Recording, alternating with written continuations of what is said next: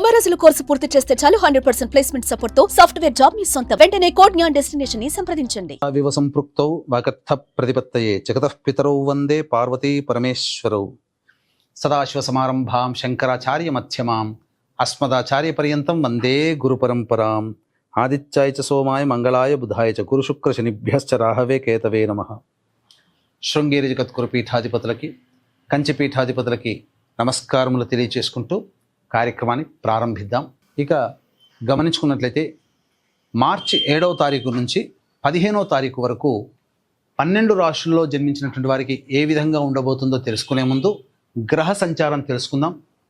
వృషభ రాశిలో గురువు, మిథున రాశిలో కుజుడు స్తంభించి ఉండడం, అలాగే కన్యా రాశిలో కేతువు, కుంభరాశిలో రవి శని యొక్క సంచారము, మీన రాశిలో శుక్రుడు బుధుడు రాహు యొక్క సంచారం. ఇక 12 రాశుల్లో జన్మించినటువంటి వారికి ఒక్కొక్కరికి ఒక్కొక్క రాశిలో జన్మించినటువంటి వారికి ఏ విధంగా ఉండబోతుందో తెలుసుకునే ప్రయత్నం చేద్దాం. 7వ తారీఖు నుంచి 15వ తారీఖు వరకు మార్చి నెలలో వృశ్చిక రాశిలో జన్మించినటువంటి వారికి ఏ విధంగా ఉండబోతుందో తెలుసుకునే ప్రయత్నం చేద్దాం.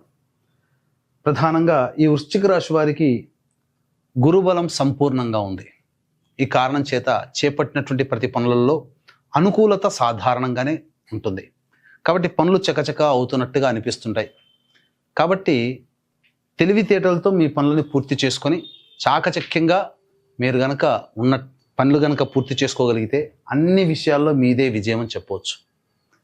ఇక ప్రధానంగా చూసుకున్నట్లయితే ఈ గ్రహణ ప్రభావము 14వ తారీఖు రోజున ఏర్పడుతున్నటువంటి బ్లడ్ మూన్ సంపూర్ణ చంద్రగ్రహణ ప్రభావము ఈ వృశ్చిక రాశిలో జన్మించినటువంటి వారికి ప్రధానంగా ఉద్యోగ సంబంధముగా కొన్ని ఒడిదుడుకులు వచ్చే అవకాశాలు ఉన్నాయి. అంటే కొన్ని మార్పులు చేర్పులు జరుగుతాయి. మీకు తెలియకుండానే బదిలీలలో మీ పేరు ఉండే అవకాశం గోచరం అవుతుంది. బదిలీలు జరుగుతాయి, ట్రాన్స్ఫర్స్ అవుతాయి. లేదు ఏదైనా కానీ నిరుద్యోగస్తులు ఉంటారు కదా, వాళ్ళు చేసేటువంటి ప్రయత్నాల్లో వాళ్ళు అనుకున్న దానికంటే తక్కువ స్థాయి ఉద్యోగం లభించే అవకాశాలు రావడం, తద్వారా కొంత ఇబ్బందికర పరిస్థితులు అనేటువంటి ఎదురవుతాయని చెప్పవచ్చు. ఇక ప్రధానంగా చూసుకున్నట్లయితే గృహ సంబంధమైనటువంటి విషయాల్లో కీలకమైనటువంటి నిర్ణయం తీసుకుంటారు. అమ్మకాలు కావచ్చు, కొనుగోలు కావచ్చు, ఏదైనా కానీ గృహ సంబంధముగా వాహన సంబంధముగా మార్పులు జరగబోతున్నాయి. ఇది తథ్యం. ఇక ప్రధానంగా చూసుకున్నట్లయితే రాశ్యాధిపతి కుజుడు అష్టమ రాశిలో స్తంభించి ఉండడం, ఇది కాస్త దెబ్బ. అంటే మీ యొక్క అభివృద్ధికి చూసి కానీ, లేకపోతే మీ యొక్క పనితనాన్ని చూసి కానీ ఓర్వలేని వాళ్ళు వెనక నుంచి చేసేటువంటి ద్రోహ చర్యలకి మీరు బలి అయ్యే అవకాశాలు ఎక్కువగా ఉన్నాయి. అనగా శత్రుఘోష, నరఘోష ఎక్కువగా ఉండబోతుంది. కాబట్టి జాగ్రత్తలు పాటించండి. ముఖ్యంగా ఏ వ్యాపారస్తులకి బాగుంటాయనంటే ఫుడ్కి సంబంధించి, ఎడ్యుకేషనల్ బిజినెస్, మరియు అలాగే జ్యువెలరీ బిజినెస్, కర్రీ పాయింట్స్, పండ్ల వ్యాపారస్తులు, పూజా స్టోర్స్, రెస్టారెంట్స్, హోటల్ బిజినెస్ రంగంలో ఉన్నటువంటి వాళ్ళు, గార్మెంట్స్, రెడీమేడ్ గార్మెంట్స్, అలాగే క్లాత్ ఇండస్ట్రీస్లో ఉన్నటువంటి వాళ్ళు, పత్తి ఈ సంబంధించినటువంటివి, మరియు బ్యూటీ పార్లర్లు, బొటిక్లు నడుపుకునేటువంటి వాళ్ళు, వీళ్ళకందరికీ కూడా యోగదాయకంగా ఉంటుంది. అయితే ఈ చెప్పినటువంటి రంగాల్లో ఉన్నటువంటి వాళ్ళు ధనాదాయం చాలా చక్కగా ఉంటుంది. కానీ వ్యాపార విస్తరణకి మాత్రం సమయం అనుకూలంగా లేదు. ఇది ప్రధానంగా చూసుకోవాలి. ఏ వృత్తిలో వాళ్ళకి బాగుండదు? రైతులు, ఎలక్ట్రానిక్స్ అండ్ ఎలక్ట్రికల్ రంగము, మరియు ఈ న్యాయవాద సంబంధమైనటువంటి వృత్తులు, రియల్ ఎస్టేట్ రంగంలో ఉన్నటువంటి వాళ్ళు, ఎడిబుల్ ఆయిల్స్ మరియు ఆటోమేటెడ్ రంగంలో ఉన్నటువంటి వాళ్ళు, చర్మ సంబంధ వ్యాపారస్తులు, అలాగే ఈ సిమెంట్, ఇసుక, స్టీల్ రంగంలో ఉన్నటువంటి వాళ్ళు, వీళ్ళందరూ కాస్త జాగ్రత్తలు పాటించండి. తొందరపడి నిర్ణయాలు తీసుకోకండి. సమయం అనుకూలంగా లేదు. వ్యాపారం మాత్రం నత్తనడకనే మందకొడిగా సాగుతుంది. ఏ మాత్రం కూడా కలిసి రాదు. కాబట్టి ఈ చెప్పినటువంటి వ్యాపారస్తులు జాగ్రత్తలు పాటిస్తే చాలు.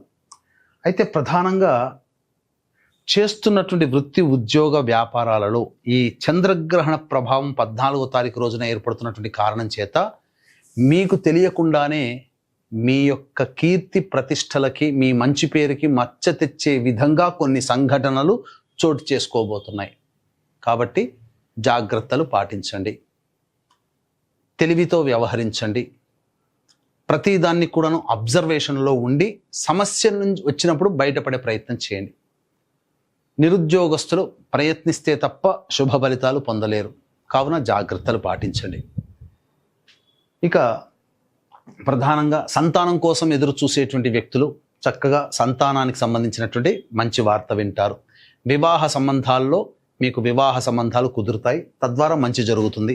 అన్ని విషయాలను చెప్పవచ్చు. ఇక ఏతవాత చెప్పొచ్చేది ఏమిటంటే, ఈ చెప్పినటువంటి విషయాల్లో మిశ్రమ ఫలితాలు అనేటివి కలుగుతాయని మనం చెప్పుకున్నాం. అయితే 7వ తారీఖు నుంచి 15వ తారీఖు వరకు రోజువారీ కార్యకలాపాలలో ఏ విధంగా ఉండబోతుందో మనం తెలుసుకుందాం. 7వ తారీఖు రోజున ప్రధానంగా అన్ని విషయాలలో మీకు అనుకూలంగా ఉంటుంది. రాని బాకీలు వసూలవుతాయి, ధనపరమైన సమస్యలు తీరుతాయి. పెద్దల సలహాలు సూచనలు పాటించడం ద్వారానో, లేకపోతే పెద్దల యొక్క అనుగ్రహం మీకు కలగడం ద్వారానో మీ సమస్యల్ని మీరు పరిష్కరించుకుంటారు. 8, 9 తారీఖుల్లో మాత్రం జాగ్రత్తలు పాటించండి. మీరు మీ యొక్క సమస్యని ఎవరికీ చెప్పుకోలేని పరిస్థితుల్లో 8, 9 తారీఖుల్లో ఉంటారు. ఖర్చులు అధికంగా ఉంటాయి, మానసిక ప్రశాంతత లోపిస్తుంది, ఏ పని చేయాలన్నా సంతోషంగా ఉండదు. ఏదో ఒక తెలియని బాధతో 8, 9 తారీఖుల్లో ఇబ్బంది పడుతుంటారు. 10, 11 తారీఖుల్లో మాత్రం ప్రధానంగా సంతానంతో విభేదాలు, సంతాన మూలకంగా సమస్యలు, ఖర్చులు పెరుగుతాయి. ఏది ఏమనుకున్నా 8, 9, 10, 11 ఈ 4 రోజులు మాత్రం అనుకూలంగా ఉండవు. ఇక 12, 13, 14 తారీఖుల్లో ఉద్యోగంలో మీరు చేస్తున్నటువంటి ప్రతి ప్రయత్నంలో కానీ, నిరుద్యోగస్తులు కావచ్చు, ఉద్యోగపరంగా కావచ్చు, అన్ని అనుకూలతలే ఉన్నాయి. 14వ తారీఖు రోజున మాత్రం మీకు సంబంధించి గొప్ప నిర్ణయం మీకు జరగబోతుంది మీ జీవితంలో, అది చెప్పవచ్చు. 15వ తారీఖు కూడా సంపూర్ణముగా అనుకూలంగా ఉండేటువంటి సమయం. కాబట్టి ఉన్నటువంటి 7వ తారీఖు నుంచి 15వ తారీఖు వరకు 8, 9, 10, 11 ఈ 4 రోజులు గుర్తుపెట్టుకోండి. ఈ 4 రోజుల్లో సరైన నిర్ణయాలు తీసుకోకపోవడమే చాలా మంచిది. నిర్ణయాలు తీసుకోలేరు, ఇది మాత్రం గుర్తుపెట్టుకోండి. ఇక ప్రధానంగా ఈ గ్రహణ ప్రభావము ఏ రాశుల వారి మీద ఉంటుంది అంటే, దేశాల్లో ఎక్కడ కనబడుతుంది అని అంటే, America, Canada, Mexico, Australia, New Zealand, Japan వంటి దేశాలలో ఎక్కువగా ఈ యొక్క గ్రహణ ప్రభావం ఉంటుంది. కావున ఆయా దేశాల్లో నివసించేటువంటి మన ఇండియన్స్ ఈ గ్రహణానికి సంబంధించినటువంటి విషయాన్ని మీరు పాటించాలి. అయితే మన భారతదేశంలో కనిపించకపోయినప్పటికీ కూడా మేష, వృషభ, కర్కాటక, సింహ, కన్య, వృశ్చిక, ధనుస్సు, మకర, కుంభరాశిలో జన్మించినటువంటి వారికి మాత్రం సమస్యలు ఉంటాయి. అదేంటండి, మన భారతదేశంలో కనిపించదు కదా? అవును, కనిపించదు, కానీ నియమాలు పాటించాల్సినటువంటి అవసరం లేదు.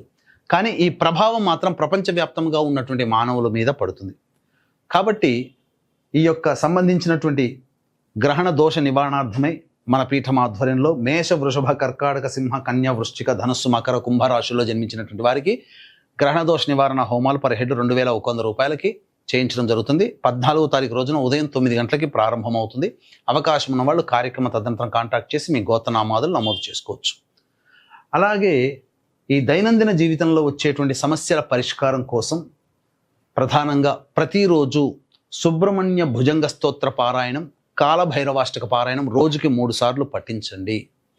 ఈ చెప్పినటువంటి సమస్యల కంటే ఇంకా విభిన్నంగా మీ యొక్క జీవితం నడుస్తుంది అని అంటే, మీ యొక్క జాతకంలో నడుస్తున్నటువంటి గ్రహ దశాంతర దశల యొక్క ప్రభావాలు. కావున దగ్గరలోని మంచి ఉపాసనా పరులైనటువంటి జ్యోతిష్యులను సంప్రదించి వారి సలహాలు, సూచనలు కనుక పాటించినట్లయితే మరింత మెరుగైనటువంటి జీవితాన్ని పొందుతారని తెలియజేయవచ్చు. సర్వం శ్రీ ఉమామహేశ్వర పరబ్రహ్మార్పణమస్తు.